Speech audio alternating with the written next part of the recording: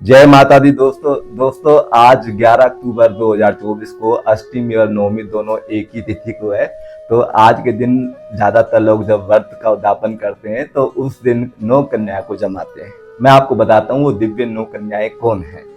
सबसे पहले जो पौराणिक कथा के अनुसार जो भक्त हुए हैं जिनका नाम है श्रीधर, उनके यहाँ पुत्र या पुत्रियां नहीं थी और वो माता की भक्ति करते थे, तो उनके यहाँ किसी ने अपनी कन्या भी नहीं भेजी थी, तो स्वयं माँ नौ रूप में उनके घर आई थी। लेकिन आपके पास वो दिव्य नौ कन्याएं कौन है? आपको वो दिव्य नौ कन्याएं माता को समर्पित करना है। सबसे पहले है 5 इंद्रिया, आंखें, नाक, कान, ठीक है, जीवा और त्वचा। ये 5 तो हो गई आपकी इंद्रिया और 4 हो गए आपके अंतःकरण के समूह। इसको बोलते हैं मन, बुद्धि, चित्त, अहंकार। ये 9 का 9 आपको माता के चरणों में विसर्जन करना है। और क्या करना है? माता की प्रसन्नता मांगना है। हम क्या मनोकामना करते हैं कि हमारे धन धन्य हो जाए या हमारे पुत्र ना हो तो पुत्र हो जाए। ये जो संसारिक क्षणिक चीजें जो हम मांगते हैं, इसमें हमारा भला नहीं है। हमें सिर्फ और सिर्फ माता की भक्ति मांगनी है। और जो भी इष्ट देव की आप पूजा अर्चना करते हैं, जैसे गोपियों ने कात्यायनी माँ का व्रत, जो इसी दुर्गा पूजा का जो व्रत है, इसको कात्यायनी माँ भी कहते हैं। तो कात्यायनी का व्रत किस लिए कहा था? मोहि श्याम से मिलाई दे दुर्गे माँ। दुर्गा माँ की भक्ति की थी कि श्याम मुझे पति रूप में वर्ण हो। अगर आपको मांगना ही है तो दिव्य चीज मांगनी है, क्योंकि वो सदा रहेगी। और जो संसारिक चीज मांगते हैं ये सदा नहीं रहती। और इसलिए जो भीष्म पिता ने भी सरसैया पे भगवान श्री कृष्ण ने कहा था कि मैं अपनी बेटी आपको समर्पित करना चाहता हूँ। बेटी कौन?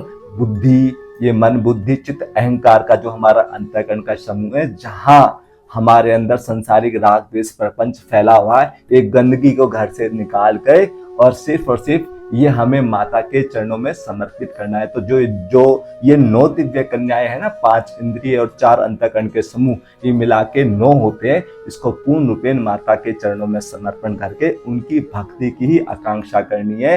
तो आपकी नवरात्रि ठीक है। और बाकी संसारिक जो हम कन्या जमाते हैं ये भी ठीक है।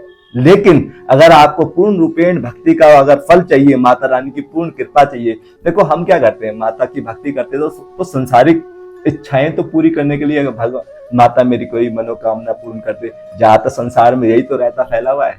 अगर आपको माता की वास्तविक प्रसन्नता चाहिए तो माता को ये 9 दिव्य कन्याएं आपको दिव्य कैसे होंगी? जब आप माता को समर्पण करेंगे तो माँ, जैसे कहते हैं ना, गंगा में जो चीज समर्पण करते हैं वो गंगा रूप हो जाता है, अग्नि में जो चीज समर्पण करते हैं वो अग्नि रूप हो जाता है। इसी प्रकार हम अपनी 5 इंद्रिय और 4 अंतःकरण के समूह को अगर माँ में विसर्जन करेंगे, माँ में सम्मिलित करेंगे, उनको अर्पित करेंगे, तो ये दिव्य 9 कन्याएं हो जाएगी। उससे माँ परम प्रसन्न होगी, माँ की भक्ति हमें मिलेगी। और अगर भक्ति है, जब माँ ही हमारे साथ है, फिर डरने की क्या बात है। इसलिए जो संसार में डायलॉग है ना कि तेरे पास क्या है, मेरे पास माँ है। माँ कैसे होगी देवी? माँ कैसे आपके पास आएंगी? जब 9 दिव्य कन्याएं आप उनके चरणों में विसर्जन करके और उनकी निष्काम भक्ति मांगेंगे। क्या मांगना है हमें नवदुर्गा के स्वरूप में? माँ आपकी मुझे निष्काम भक्ति मिले, सेवा मिले, तो ये दुर्गा अष्टमी या दुर्गा नवमी मनाने का फल है। अन्यथा संसार तो हमने कितने जन्मों में मांगा, वो स्थायी नहीं है। जो स्थायी चीज है वो माँ दुर्गा की भक्ति है। जय माता दी।